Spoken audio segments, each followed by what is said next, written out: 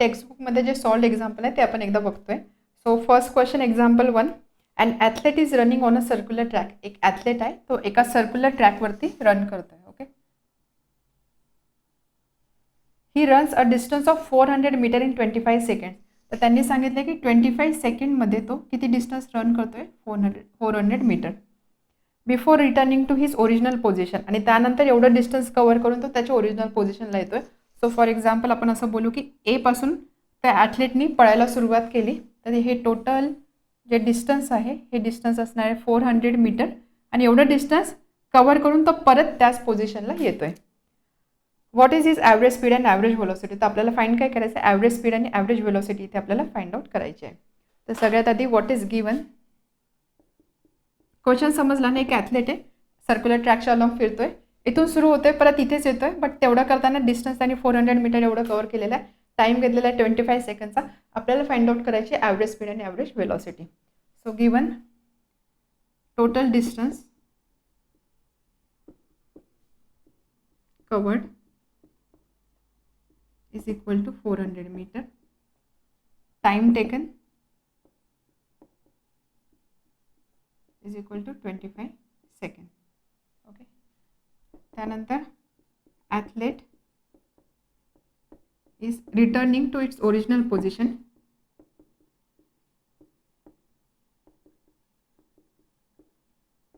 म्हणजे त्याने जिथून सुरुवात केली तिथेच तो आलेला आहे. इथून सुरुवात केली इथेच आला. स्टार्ट पॉईंट एच होता, एंड पॉईंट सुद्धा एच आहे. याचा अर्थ काय, डिस्प्लेसमेंट किती असणार आहे. ज्यावेळेस आपल्याला माहिती आहे स्टार्ट पॉईंट आणि एंड पॉईंट सारखाच असतो, याचाच अर्थ काय, डिस्प्लेसमेंट किती असणार आहे, 0. कारण डिस्प्लेसमेंट म्हणजे काय असतं, दोन पॉईंटमधलं मिनिमम डिस्टन्स असतं. स्टार्ट पॉईंट आणि एंड पॉईंट याच्यामध्ये असणार मिनिमम डिस्टन्स किंवा शॉर्टेस्ट डिस्टन्स असतं. ज्या केसमध्ये दोन्ही पॉईंट सारखेच आहे त्या केसमध्ये डिस्प्लेसमेंट येणार आहे 0. So displacement is equal to 0. Now to find, आपल्याला फाइंड काय करायचं आहे, ॲव्हरेज स्पीड आणि ॲव्हरेज व्हेलॉसिटी.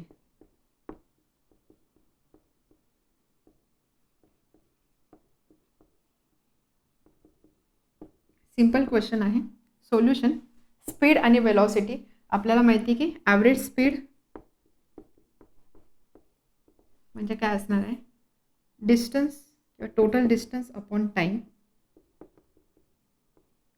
आता बघा, ही केस जरी सर्क्युलर मोशनची असते, इथे सर्क्युलर ट्रॅकवरती तो फिरतोय, बट आपल्याला इथे रेडियस वगैरे दिलेली नाही. जर रेडियस दिली असते ना, मग आपण त्या रेडियसचा यूज करून सर्कम्फरन्स कॅल्क्युलेट केला असता. बट आपल्याला इथे डिरेक्टली ही 400 मीटर ही व्हॅल्यू दिलेली आहे. त्यामुळे डिस्टन्स जे आहे, डिस्टन्स आपण तेवढंच घेणार as it is 400 upon time is 25. Okay, average speed is 400 upon 25. So he value किती असणार आहे, 16. स्पीड आहे आणि आपल्याला मीटर आणि सेकंड दिलेलं आहे, त्यामुळे स्पीडचं युनिट काय असणार, distance upon time, metre per second. हा झाला average speed. Next average velocity find करायची आपल्याला. ॲव्हरेज व्हेलॉसिटी म्हणजे काय असतं, डिस्प्लेसमेंट अपॉन टाईम. डिस्प्लेसमेंट किती आहे, 0. त्यामुळे ॲव्हरेज व्हेलॉसिटी सुद्धा किती असणार आहे, 0.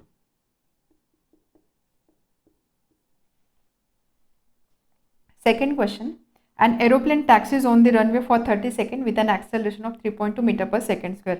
तर क्वेश्चन काय सांगितलंय, एक एरोप्लेन आहे, टॅक्सीज ऑन रनवे म्हणजे काय, ज्यावेळेस एरोप्लेन टेक ऑफ होणार असतं किंवा एरोप्लेन ज्यावेळेस उडणार असतं त्याच्या आधी ग्राउंडवरती एका कमी स्पीडमध्ये ते थोड्या अंतरासाठी चालतात, त्याला बोलतात टॅक्सीज. ओके, तर ते ग्राउंडवरती चालतंय फॉर 30 सेकंड्स. टाइम दिलेला आहे 30 second with an acceleration of 3.2 metre per second square. Acceleration किती दिलेलं आहे, 3.2 metre per second square. Before taking off, how much distance would it have covered on the runway. तर रनवेवर ज्यावेळेस ते चालतंय तर त्यावेळेस त्यांनी किती डिस्टन्स कव्हर केलं ते आपल्याला फाइंड आउट करायचं आहे. So this is given. Question समजलं, काय सांगितलं आहे की एक एरोप्लेन आहे, तर टेक ऑफच्या आधी ते काय करतं, ते ग्राउंडवरती थोडं अंतर चालतंय. ओके, किती अंतर चालतंय ते आपल्याला फाइंड आउट करायचं आहे. बट ते अंतर त्यांनी चाललेलं आहे 30 सेकंदासाठी with acceleration 3.2 metre per second square. तर आपल्याला एज फाइंड आउट करायचं आहे. आता ह्या केसमध्ये आपल्याला यूज करायचे equation of motion. Equation of motion use करण्याआधी आपल्याला बघायचं की आपल्याला काय दिलेलं, काय फाइंड आउट करायचं आहे. एसची व्हॅल्यू विचारलेली आहे, आपल्याला लगेच आठवलं पाहिजे की आपल्याकडे सेकंड इक्वेशन ऑफ मोशन काय आहे, S is equal to UT plus half AT square. Okay, S equal to U T plus half A T square, यामध्ये आपल्याला एस फाईंड करायचा आहे. त्यानंतर टाईम दिलेला आहे, ॲक्सेलरेशन दिलेलं आहे. आपल्याकडे यूची व्हॅल्यू माहिती नाही आहे. ओके, यूची व्हॅल्यू माहिती नाही, बट यूची व्हॅल्यू आपण कन्सिडर करू शकतो 0. का? कारण एरोप्लेन जे आहे, एरोप्लेन चालायला सुरुवात झालेली आहे.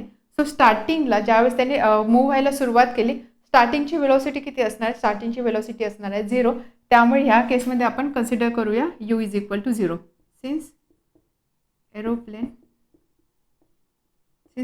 स्टार्टिंग वेलोसिटी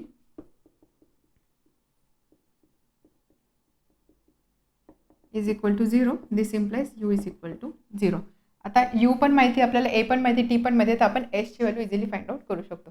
हे समजलं. आपण हाफ आपल्याला एस फाइंड करायचा आहे. हवं तर तिन्ही इक्वेशन आठवा. पहिलं इक्वेशन आहे V equal to U plus A T, इथे एस मेन्शन नाही केलेलं. सेकंड इक्वेशन हे आहे. थर्ड इक्वेशन आहे V square is equal to you square plus twice A S. Okay, यामध्ये एस तर मेन्शन केलेलं आहे. आपल्याला काय काय दिलेलं आहे? आपल्याला टाईम दिलेलं आहे, ॲक्सेलरेशन दिलेलं आहे. तर इथे बघा, यामध्ये आपल्याकडे व्हीची व्हॅल्यू आपल्याला माहिती नाही आहे. त्यानंतर एस आपल्याला फाइंड आउट करायचं आहे. तर हे इक्वेशन आपण यूज नाही करू शकणार. इथे टाईम दिलेला आहे, ॲक्सेलरेशन दिलेलं आहे, यूची व्हॅल्यू आपल्याला समजली की यूची व्हॅल्यू 0 आहे. त्यामुळे आपल्याला हेच इक्वेशन इथे यूज करावं लागणार आहे. Okay, aeroplane starting velocity is equal to 0, this implies U equal to 0. Since from second equation of motion we can write s is equal to ut plus half at square, and therefore s is equal to u is 0, t 30 seconds plus half acceleration 3.2, acceleration into time दिलेला आहे 30 second, म्हणजे 30चा square. ही value तर 0 होणार आहे. 0 into 30, 1/2 into 3.2 into 30 square. So 3.2 upon 2 ही value असणार 1.6 multiplied by 300 square. 300 square is 900. आता याचं आपल्याला प्रॉडक्ट फाइंड करायचं आहे. So 1.6 into 900. तर आपण इथे असं करू शकतो, 1.6 कोणत्या पद्धतीने तुम्ही जसं तुम्हाला इझी वाटेल त्या पद्धतीने तुम्ही करू शकता. 16 इंटू 90 असं सुद्धा लिहू शकतो. जर हा 0 याला मल्टिप्लाय करतो तर 16 into 90, so that is equal to 1440. Distance आहे, इथे मीटर आहे, त्यामुळे इथे युनिट असणार आहे metre. So S is equal to 1440 metre. हे कॅल्क्युलेशन इझी आहे बघा. 1.6 इंटू 900 फाईन करायचं होतं ना. हवं तर तुम्ही 0 तसं राहू द्या, 1.6 इंटू 9 करा. सो ते असणार आहे 14.4 इंटू 00, सो 1440. कोणत्या पद्धतीने कॅल्क्युलेशन करा. So distance travel by aeroplane is 1440 meters. Third question, a kangaroo can jump 2.5 meter vertically. What must be the initial velocity of kangaroo? तर क्वेश्चन एका लाईनमध्ये एक स्टेटमेंट दिलेली आहे की कांगारू आहे तो 2.5 मीटर वर्टिकली जम्प करतो, तर आपल्याला त्याची फाइंड आउट करायची इनिशियल वेलोसिटी. तर आपल्याला काय काय दिलं आहे सगळ्यात आधी ते लिहूया. Given kangaroo can jump, kangaroo jumps 2.5 meter vertically. And what to find? आपल्याला फाइंड काय करायचं आहे? Initial velocity. इनिशियल वेलोसिटी आपण डिनोट करतो स्मॉल लेटर यूने, तर आपल्याला यूची व्हॅल्यू फाइंड आउट करायची. आता यामध्ये गिवनमध्ये फक्त एवढी एक स्टेटमेंट किंवा एवढी एक लाईन दिलेली आहे, त्याच्यावर आपण कोणत्या व्हॅल्यू यामध्ये दिलेल्या आहे ते आपण कसं कन्सिडर करू शकतो. First of all 2.5 metre distance तो कव्हर करतोय, त्यामुळे आपण इथे लिहू शकतो S is equal to 2.5 metre. Okay, अजून सेकंड वर्ड वापरलेला आहे वर्टिकली. आता जर तुम्ही कांगारूची मोशनचा जर विचार केला, कांगारू जम्प करतो तो वरती जातोय, तर ज्यावेळेस कांगारू किंवा कोणी जरी तुम्ही जरी स्वतः जम्प केली, ज्यावेळेस तुम्ही जम्प कराल त्यावेळेस तुमची बॉडी जी आहे ती वर मूव्ह होणार आहे. बट आपल्याला माहिती आहे की आपली बॉडी जी ही ग्रॅव्हिटीच्या अगेन्स्ट काम करते. ग्रॅव्हिटी नेहमी काय करते, ग्रॅव्हिटीची प्रॉपर्टी काय असते की ते आपल्या खाली खेचण्याचा प्रयत्न करते, बट आपली बॉडी जी आहे ती वर जाते. त्यामुळे ही जी ग्रॅव्हिटी आहे ही आपल्या बॉडीच्या मुवमेंटच्या अगेन्स्ट वर्क होणार आहे. त्यामुळे आपला जो स्पीड आहे, जसं जसं आपण वर जातो ना स्पीड आपला कमी होणार, बरोबर, because we are moving against the gravity, त्यामुळे आपला स्पीड कमी होणार. आणि एक पॉईंट असा येईल ज्यावेळेस आपण हायेस्ट पॉईंटला पोहोचलेलो असेल, त्या पॉईंटला त्या मुवमेंटसाठी आपली वेलॉसिटी 0 असणार आहे. ओके, वेलॉसिटी 0 असणार आहे. आता हे जे आहे ना, हे तुम्ही कांगारू किंवा तुम्ही स्वतः जम्प करून बघा. ज्यावेळेस आपण जम्प करतो, जम्प केल्यानंतर आपण वर जातो आणि त्यानंतर खाली येण्याची जी प्रोसेस आहे ती सुरू होण्याआधी एक पॉईंट असा असतो की जो टॉपमोस्ट पॉईंट असतो त्या पॉईंटला आपली वेलॉसिटी 0 असते.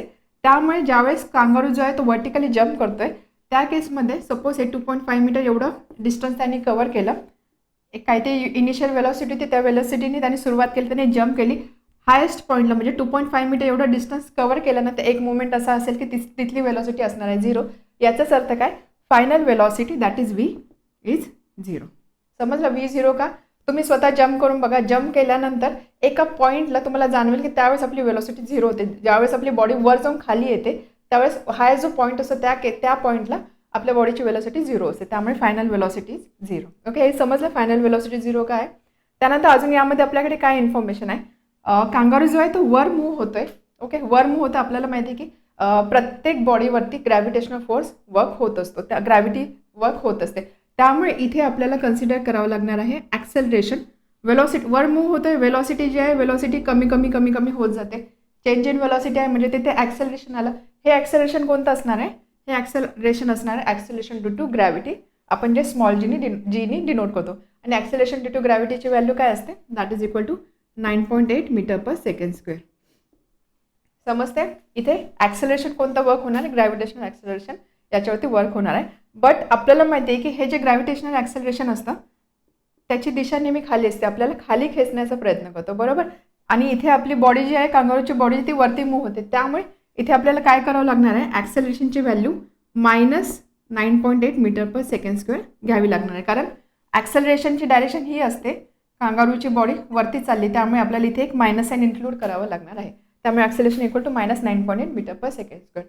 समजलं. फक्त डिस्टन्स दिलेलं होतं बट व्हर्टिकली जम्प करतोय ह्या वर्डवरनं किंवा ह्या कंडिशनवरून आपण अजून 2 कंडिशन डिराईव्ह केल्या. व्हर्टिकली जम्प करतोय त्यानंतर एक हायस्ट पॉईंट असं असणे जिथे वेलॉसिटी 0, देअरफॉर फायनल वेलॉसिटी 0. आणि ॲक्सेलरेशन ड्यू टू ग्रॅव्हिटी आहे बट ऑपोजिट डायरेक्शन आहे, त्यामुळे ते -9.8 metre per second square. Find करायचे आहे U. आता हे सगळ्या ज्या SVAU याला रिलेट करणारा कोणता फॉर्म्युला आहे, आपल्याकडे कोणतं इक्वेशन आहे, आपल्याकडे 3 इक्वेशन आहे. त्यामध्ये जर थर्ड इक्वेशन आपण चेक केलं, V² is equal to U² plus twice A is third equation of motion. Correct. यामध्ये व्हॅल्यूज पुट करू. V is 0 is equal to U² find करायचं आहे into 2 into -9.8 into displacement 2.5. So that is equal to U² 9.8 into 2 into 2.5 5 into 9.8 upon minus sign देऊ is equal to 0. Therefore U² is equal to 5 into 9.8.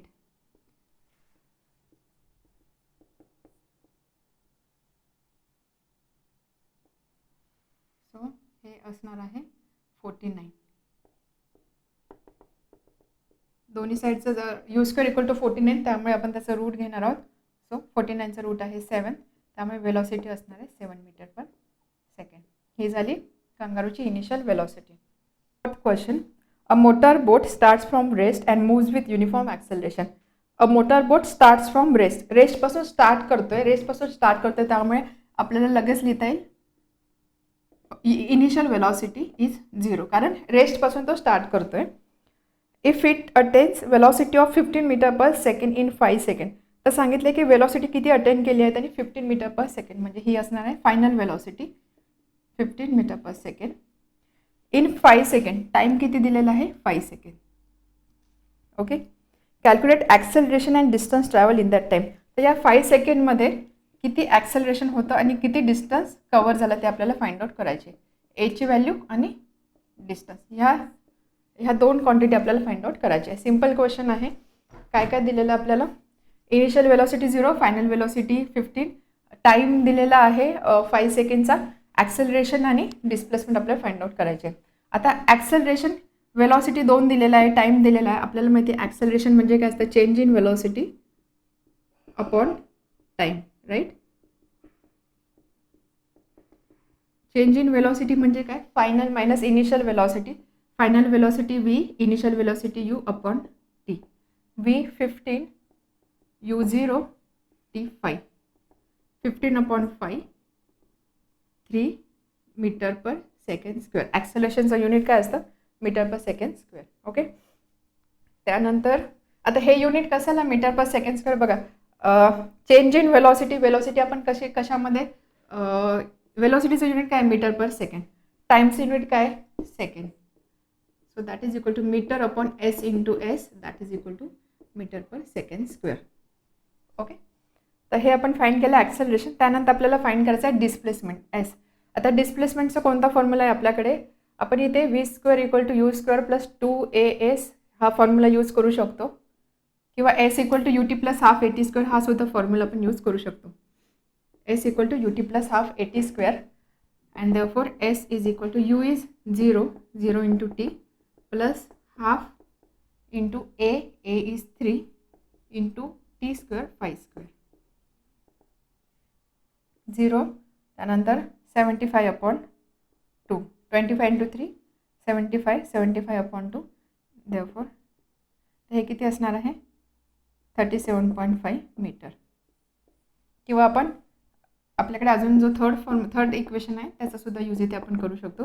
V square is equal to you square plus 2as, व्हीची value आहे 15 square is equal to 0 square plus 2 into 3 into S.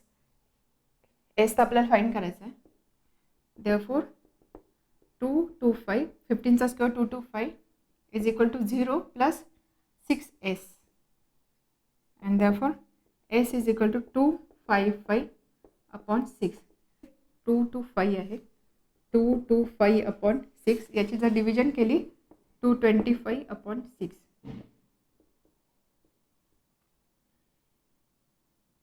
45,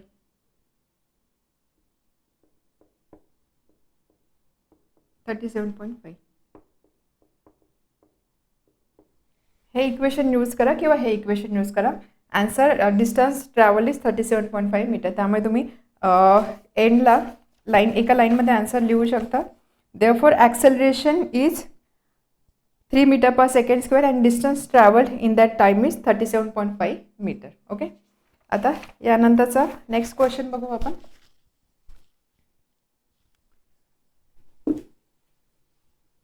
The mass of cannon is 500 kg and it recoils with speed of 0.25 meter per second. What is the momentum of the cannon? तर आपल्याला कॅननचे मास दिलेला आहे, given mass of canon. मास म्हणजे आपण कशाने दाखवतो, small m. So mass is 500 kg and it recoils with speed of 0.25 meter per second. म्हणजे व्हीची value आपल्याला दिलेली आहे 0.25 metre per second. Mass of cannon is 500 kg.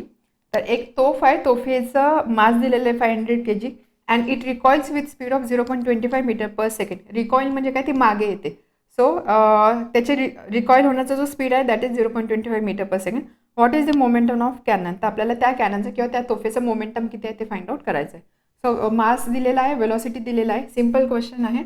आपल्याला मोमेंटम फाइंड करायचं आहे. Momentum is equal to mass into velocity. So that is equal to 500 kg into 0.25 meter per second. तर आपल्याला unit नाही लिहिलं तरी चालेल, जस्ट क्वांटिटीचं मल्टिप्लिकेशन. तर हे किती असणार आहे, 5 into 25 that is equal to 125. Okay, अजून काही विचारलं आहे का आपल्याला? नाही, बस. आणि याचं युनिट काय असणार आहे, kg metre per second. मोमेंटमचं unit काय असतं, kg मीटर पर सेकंड. कारण बघा मास आहे, मास आपण kgमध्ये कन्सिडर करतो, वेलॉसिटी असते मीटर पर सेकंड, त्यामुळे याचं युनिट असणार kg metre per second. So momentum of the cannon is 125 kg metre per second. Next question. 2 balls have masses 50 gram and 100 gram respectively. 2 ball दिलेले आहे, त्याचे मासेस मेन्शन केले 50 gram and 100 gram respectively. And they are moving along same line in same direction with velocities 3 meter per second and 1.5 meter per second respectively. आणि हे जे 2 ball आहे ते एका लाईनमध्ये एका डिरेक्शनमध्ये मूव्ह होतं. म्हणजे सपोज असंच आपण काही लाईन कन्सिडर केली, एक बॉल लेट्स से इथे आहे, एक बॉल इथे आहे, आणि हे दोघे एकाच डायरेक्शनमध्ये एका सेम लाईनच्या अलॉंग मूव्ह होत आहे. Okay, they collide with each other. त्यानंतर हे असे मूव्ह होतील. एक पॉईंट असा येईल की हे जे 2 बॉल आहे, हे 2 बॉल एकमेकावर कोलाइड होणार आहे, एकमेकावर आदळणार आहे. अँड आफ्टर द कोलिजन झाल्यानंतर the first ball moves with velocity of 2.5 metre per second. तर ज्यावेळेस हे दोन बॉल एकमेकावर आदळतील त्यानंतर एक जो बॉल आहे, पहिला जो बॉल आहे त्याची वेलॉसिटी दिलेली आहे 2.5 metre per second. Calculate the velocity of other ball after collision. तर हा जो दुसरा बॉल असणार आहे त्याची कोलिजन नंतर किती वेलॉसिटी आहे ते आपल्याला फाइंड आउट करायचे. ठीक आहे, क्वेश्चन समजला. दोन बॉल आहे, दोन बॉलचा मास दिलेला आहे, त्याची वेलॉसिटी सुद्धा दिलेली आहे. कंडिशन अशी आहे की हे जे दोन बॉल आहे हे एकाच लाईनमध्ये एकाच डायरेक्शनमध्ये मूव्ह होत आहे. त्यामुळे एक पर्टिक्युलर पॉईंट असा असेल की हे जे दोन बॉल आहे हे दोन बॉल एकमेकांवर आदळणार आहेत. आदळल्यानंतर त्या दोघांचा स्पीड चेंज होणार आहे. तर त्यामधल्या एका बॉलचा जो स्पीड आहे, या कोलिजन नंतर एका बॉलचा जो स्पीड आहे तो स्पीड दिलेला आहे. तर आपल्याला हा जो दुसरा बॉल आहे त्याचा स्पीड फाइंड आउट करायचा आहे. Clear equation. तर सगळ्यात आधी आपण काय करूया, व्हॉट इज गिवन, मास दिले, वेलॉसिटी दिलेली, कोलिजन आहे, त्यामुळे इथे आपल्याला मोमेंटमचा किंवा law of conservation of momentum use करावा लागणार आहे. गिवन फॉर फर्स्ट बॉल, पहिल्या बॉलसाठी काय दिलेलं आहे, mass is equal to m1. m1 आहे 50 ग्राम. त्यानंतर अजून काय दिलेलं आहे, इनिशियल वेलॉसिटी.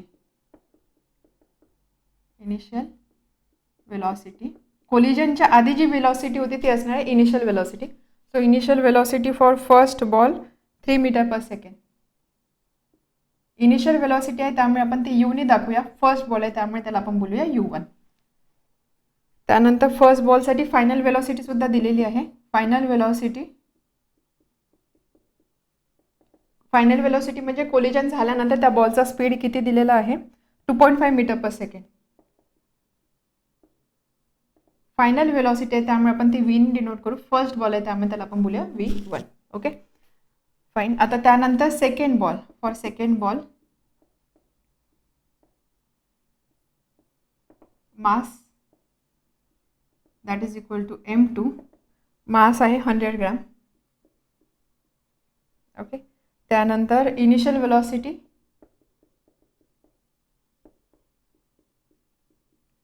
वेलॉसिटी, त्यामुळे u. सेकंड बॉल आहे त्यामुळे u2. Initial velocity 1.5 metre per second. आणि त्यानंतर फाइंड करायची आहे. टू फाइंड आपल्याला फाइंड करायची आहे final velocity for second ball that is v2. v2ची व्हॅल्यू किती आहे ते आपल्याला इथे फाइंड आउट करायचं आहे. ओके. तर आता इथे आपल्याला यूज करायचं आहे. सगळ्यात आधी बघा, मासेस जे आहे, मासेस ग्रॅममध्ये आहे त्यामुळे त्याला आपल्याला कन्वर्ट करावं लागणार आहे किलोग्रॅममध्ये. किलोग्रॅममध्ये कन्वर्ट करायचं म्हणजे आपण काय करतो, त्याला डिवाइड करणार 1000ने. हे किती असणार, 0.05 kg. त्याच पद्धतीने इथे सुद्धा 100 gram, 100/1000, 0.1 kg. Okay. So solution इथे आपल्याला काय यूज करावं लागणार, law of conservation of momentum. So by law of conservation of momentum